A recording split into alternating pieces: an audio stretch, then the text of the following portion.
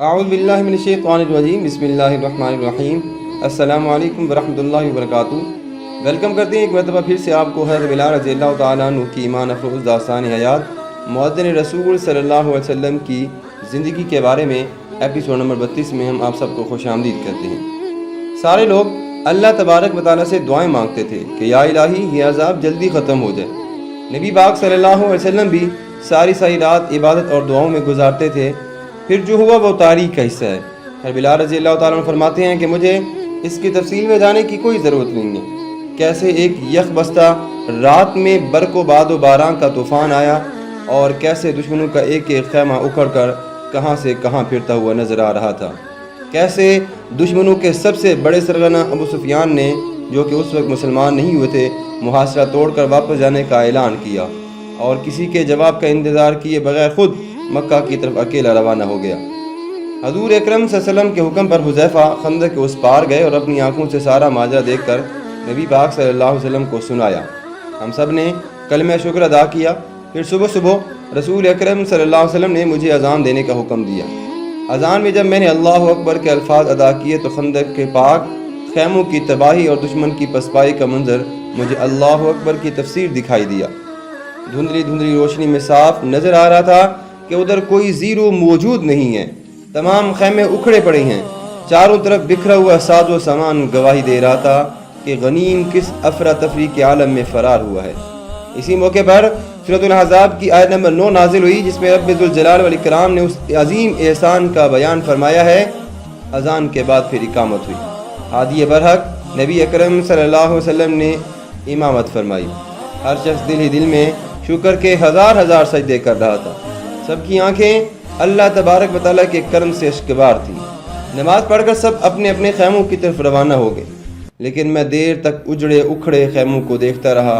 میرے لبوں پر یہ کلمہ جاری تھا، لا حول ولا قوت الا باللہ العلی العظیم، جسے میں اکثر نبی پاک صلی اللہ علیہ وسلم کے لب مبارک سے سنا کرتا تھا۔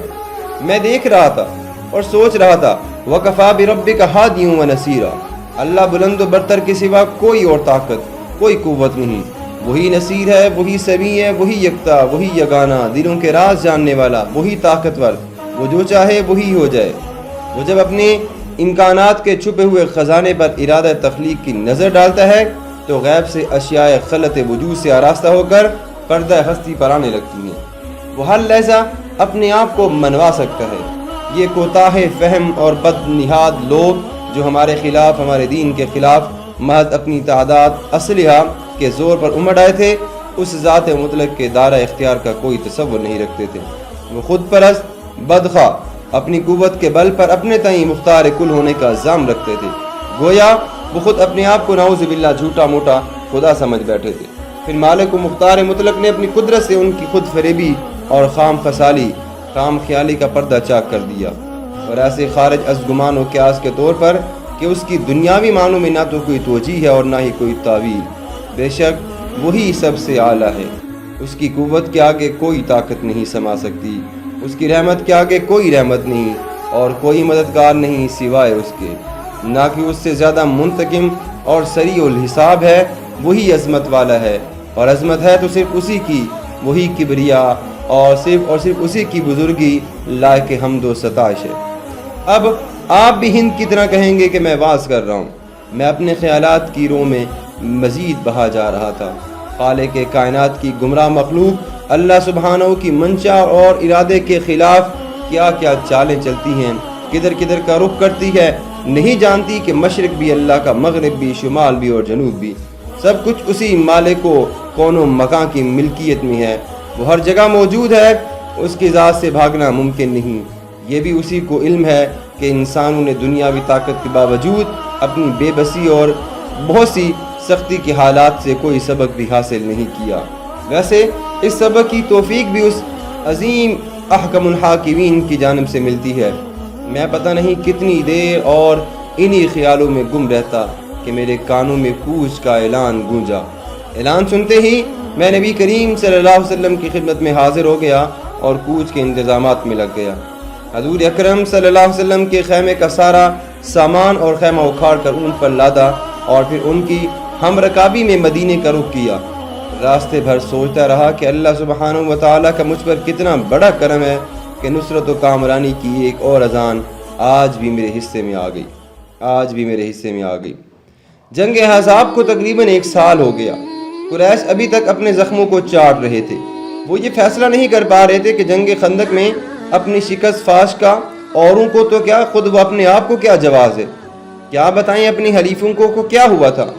اتنی بڑی تعداد میں اتنی زبردست تیاریوں کے بعد جو حملہ کیا گیا تھا وہ کیسے ہمیشہ کے لیے ان کی پیشانی کا سیاہ داغ بن کر رہ گیا۔ ابھی تک انہیں اپنی شکست کا صحیح پس منظر جاننے کی توفیق نہیں ہوئی تھی۔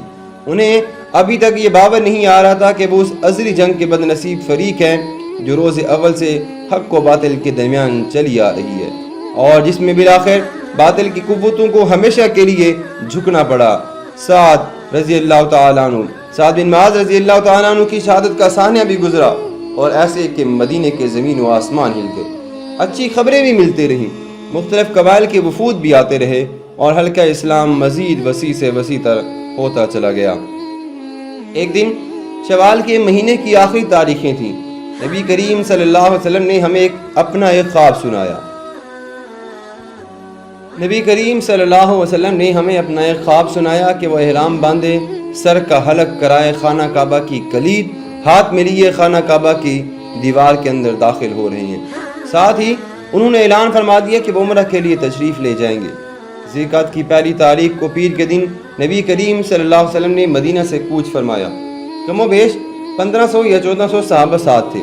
ان کے ساتھ قربانی کے لیے 70 اونٹ بھی موجود تھے۔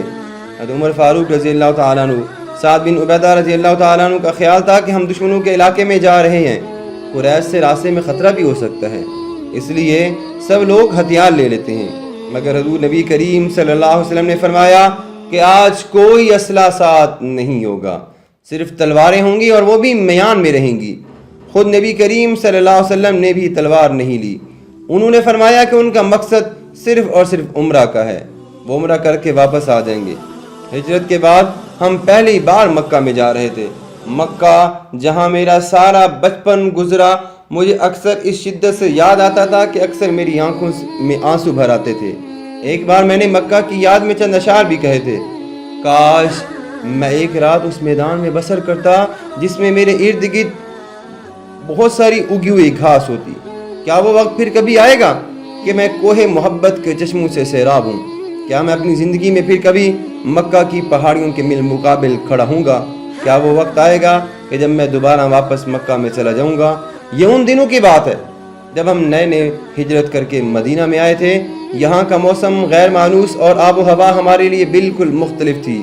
میں اور عامر بن فہیرہ رضی اللہ تعالیٰ عنہ دونوں ان ابتدائی دنوں میں ابو بکر صدیق رضی اللہ تعالیٰ عنہ کے گھر میں رہتے تھے۔ عائشہ کی کچھ دنوں پہلے رخصتی ہوئی تھی رضی اللہ تعالیٰ عنہ۔ اتفاق ایسا ہوا کہ مدینے میں موسمی بخار کی وبا پھیل گئی اور ہم تینوں اس کی لپیٹ میں آ گئے۔ بخار اتنا شدید تھا کہ ہم تینوں کئی گھنٹے نیم بے ہوشی کی حالت میں رہتے تھے۔ ایک دن اماں عائشہ صدیقہ رضی اللہ تعالیٰ عنہ اپنے والد حضرت ابو بکر صدیق رضی اللہ تعالیٰ عنہ سے ملنے آئی تو ہماری حالت دیکھ کر بہت پریشان ہوئی۔ انہوں نے اپنے والد کو بیمار دیکھ کر ان کا حال دریافت کیا تو ابو بکر صدیق رضی اللہ تعالیٰ عنہ نے ایک شعر میں جواب دیا۔ عائشہ کم عمر تھیں، ان کی سمجھ میں تو کچھ نہ آیا تو انہوں نے عامر سے رجوع کیا، ان کا حال پوچھا تو انہوں نے بھی جواباً ایک شعر پڑھ دیا۔ اب عائشہ واقعی قدر بہت پریشان ہو گئی تھیں۔ میری حالت دونوں سے قدر بہتر تھی، مگر اپنی بیماری کی عالم میں مجھے آج بھی برابر مکہ یاد آ رہا تھا۔ میں نے یہی شعر جو ابھی آپ کو سنائے ہیں ان کو سنائے تو وہ اس قدر گھبرا گئیں کہ الٹے قدموں واپس چلی گئیں اور حضور نبی کریم صلی اللہ علیہ وسلم کو جا کر کہا کہ تینوں کے تینوں پر پاگل پن کا اثر پڑ چکا ہے، بہکی باتیں کرنے دیوانگی تاریخ ہے۔ پھر انہوں نے اپنی یادداشت سے جو کچھ سنا تھا حضور نبی کریم صلی اللہ علیہ وسلم کو سنایا تو نبی اکرم صلی اللہ علیہ وسلم نے مسکرا کر اللہ تبارک و تعالیٰ سے دعا فرمائی کہ یا اللہ مدینے کی آب و ہوا، پانی اور اناج سب کو مہاجرین کے لیے مکہ سے زیادہ بھی مفید اور موزوں بنا دے۔ آپ صلی اللہ علیہ وسلم کی یہ دعا قبول ہوئی اور مدینہ ہمیں ہر طرح سے پھر راس آ گیا۔ ایک گلی ایسے جیسے سامنے نظر آ رہی ہو۔ آج ایک بار پھر مکہ کے در و دیوار کا نقشہ میری نظروں کے سامنے تھا۔ اللہ کا گھر پہلی منزل پر آرام کے بعد نبی کریم صلی اللہ علیہ وسلم اور ان کے ساتھ اکثر صحابہ نے احرام باندھ کر عمرے کی نیت کے 2 نوافل ادا کیے۔ سرور کائنات صلی اللہ علیہ وسلم نے اپنی قربانی کے اونٹ منگوانے کا حکم دیا۔ میں لپک کر ناجیہ رضی اللہ تعالیٰ عنہ کو بلا لایا۔ بنو اسلم سے تعلق رکھنے والے یہ صحابی اونٹوں کے نگراں تھے۔ حضور نبی کریم صلی اللہ علیہ وسلم نے اپنے اونٹ پر دائیں جانب نشان لگایا اور اسے ہار پہنائے۔ باقی لوگوں کو بھی تاکید کی کہ وہ بھی اپنے اونٹوں کو اسی طرح قربانی کے لیے تیار کریں۔ تیاری مکمل ہوتی ہی انہوں نے کوچ کا اعلان فرمایا اور لبیک اللہم لبیک کا نعرہ بلند فرمایا۔ سب اس نعرے میں شریک ہو گئے اور کوہ دامن میں نبی کریم صلی اللہ علیہ وسلم کے حضور اس اعلان سپردگی کی باز گشت گونج اٹھے۔ بہار کا موسم، ہوا معتدل، دور دور تک پھیلی ہوئی جنگلی جھاڑوں میں چھوٹے چھوٹے ہلکے سبز رنگ کی پتیاں پھوٹ رہی تھیں۔ ایسا لگتا جیسے زردی مائل بھورے ریگستان نے کوئی گہنا پہن لیا۔ ہوا چلتی تو نوخیز پتیاں یوں جھلملا اڑتی کہ جیسے سارا صحرا کھل کھلا کر ہنس رہا ہو۔ جھاڑیوں کی اونٹ میں کہیں کہیں جنگلی جانور بھی نظر آ جاتے جو ہمیں دیکھتے ہی خوفزدہ ہو کر ادھر ادھر بھاگ جاتے۔ ایک مقام پر ایک اور جانور نظر آیا تو ابو قتادہ رضی اللہ تعالیٰ عنہ جو احرام میں نہیں تھے اس کے پیچھے روانہ ہو گئے اور رات گئے تک اسے شکار کر کے لے آئے۔ حضور نبی کریم صلی اللہ علیہ وسلم خود اور ان کی اجازت سے تمام وہ افراد جو احرام میں تھے سب نے اس کا گوشت کھایا۔ قافلے میں وہ تمام 9 مسلم بھی شامل تھے جنہوں نے حال ہی میں اسلام قبول کیا تھا۔ حارثہ بن سعید کے 8 بیٹے میرے دوست تھے، ان میں سے 2 سے مجھے بہت قرب حاصل تھا کیونکہ وہ اصحاب صفہ میں بھی میرے ساتھ ہی شامل تھے۔ خراش بن امیہ خزائی جو بنی مخزوم کے حلیف تھے، خفاف اور ان کے والد ایما بن رحصہ الغفاری، شرید بن سوید سقفی رضی اللہ تعالیٰ عنہ، یہ سارے کے سارے وہ صحابہ تھے جو چند روز قبل اسلام لائے تھے۔ اور زید بن خالد بھی یہی تھے، یہ وہی زائد تھے جن کے ہاتھ میں فتح مکہ کے دن قبیلہ جہنیہ کا علم تھا۔ محترم سامعین، یہ تھی نبی کریم صلی اللہ علیہ وسلم کے پیارے محترم مؤذن رسول صلی اللہ علیہ وسلم حضرت بلال رضی اللہ تعالیٰ عنہ کی ایمان افروز داستان حیات کی ایپیسوڈ نمبر 32 جو کہ یہاں پہ ختم ہوتی ہے۔ اپنا خیال رکھیے گا۔ اللہ حافظ۔